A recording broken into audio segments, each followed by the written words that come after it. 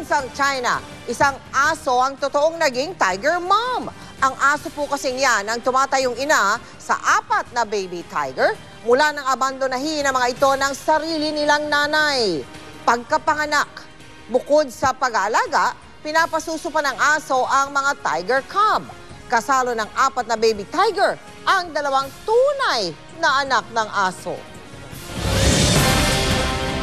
Marami ang napahanga kay Senate President Juan Ponce Enrile dahil sa kanyang pag-preside sa impeachment trial sa napatalsik na Chief Justice Renato Corona. At nabigyan po ako ng pagkakataon na silipin ang kanyang tahanan na isa lamang sa mga bunga ng pagsisikap ng batikang senador. Tara't silipin po natin. Sa lawak na 7,000 square meters, sa unang tingin, aakalain mong isa itong bahay na karaniwang makikita lamang sa mga teleserye at pelikula. Pagpasok pa lang sa bahay, iisipin mong nasa Europa ka. Napapalibutan ito ng naglalakihang chandelier.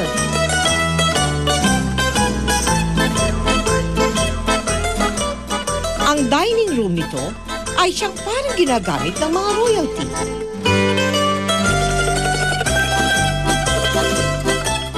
Ang silya, gawa sa dekalidad na kahoy. At ang mga pasilyo'y tila nasa loob ng isang simbahan dahil sa makukulay na stained glass windows. Isang sorpresa ang ipinakita sa akin ng kanyang misis na si Cristina. This is my chapel. Wow! It's a church, Ambassador, more than a chapel. That's what everybody says. Beautiful, beautiful church. What made you rich, being a lawyer or going into business? Both. I got a timber concession in Samar.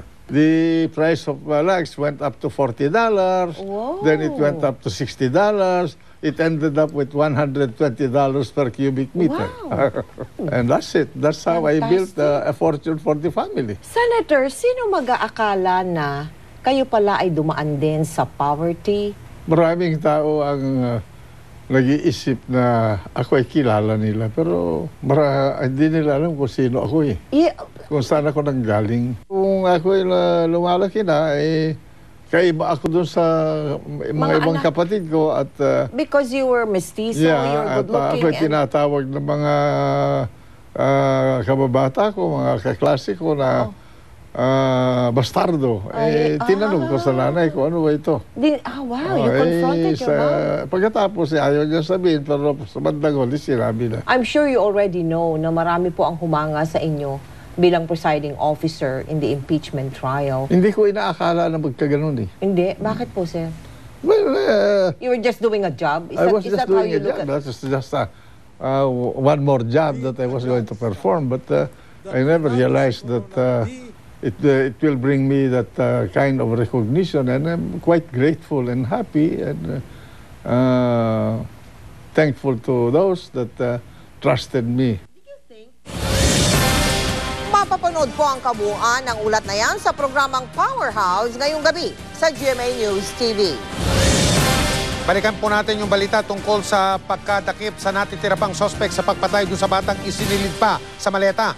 Ayon sa mga pulis o sa pulisya, nahuli na ang lahat ng sospek sa pagpatay kay Dindin Palma. Pero taliwas ang paniniwala ng pamilya. Ayon sa kanila, tila mali ang mga nahuling sospek. Nakatutok si Cara David. Nang unang mahuli si Rafi Nepa noong 2007 sa kasong panggagahasa at pagpatay sa batang si Geraldine Dindin Palma, sinabi nitong inosente raw siya. Pinakawalan si Nepa dahil wala raw ebidensya. Makalipas ang 5 taon, balik kulungan si Nepa, pero todo tanggi pa rin ito. Hindi ko po nakita yun. Wala po talaga akong alam nun ni isang kusing po, wala po talaga akong alam nun. Oo, pero bakit ka nadidiin? Kasi po, may dala-dala po akong bag, pero iba po yun sa pinaglagyan ng bata, iba po yun. Yung dala-dala ko pong bag, laman po yung mga damit. Pero ang pulisya sigurado na raw sa pagkakataong ito. May hawak daw silang bagong testigo na nagturo raw kay Nepa. Sa tinagal-tagal po ng kasong ito, way back 2007, ngayon lang po siguro mabibigyan ng hustisya o katarungan ang pamilya ng biktima.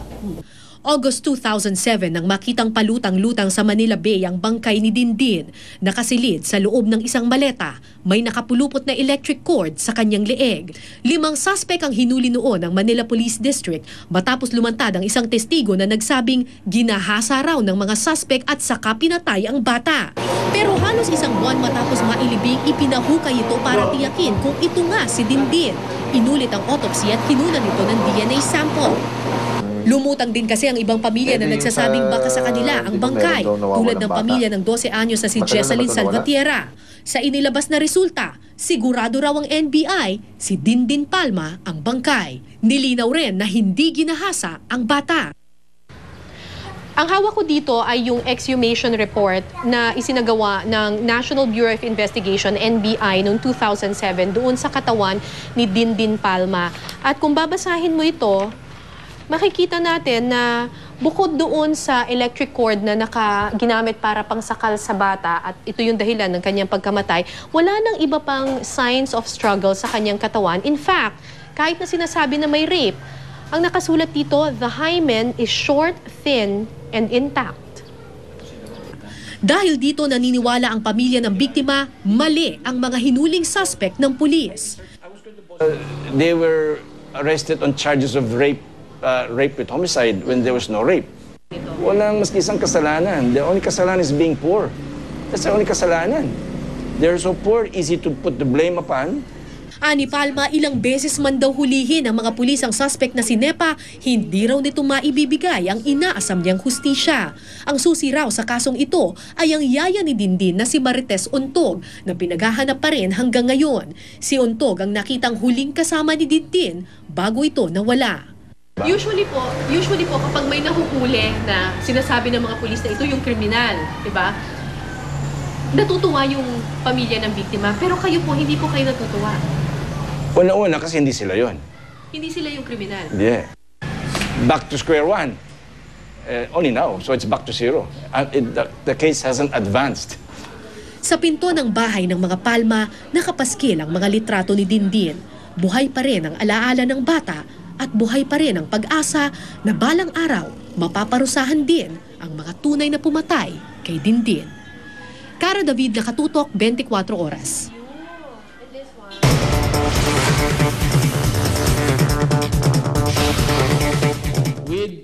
Isa si GMA Network Chairman and CEO Attorney Felipe L. Gozon sa mga gagawaran ng Lifetime Distinguished Achievement Award sa taong ito ng University of the Philippines Alumni Association.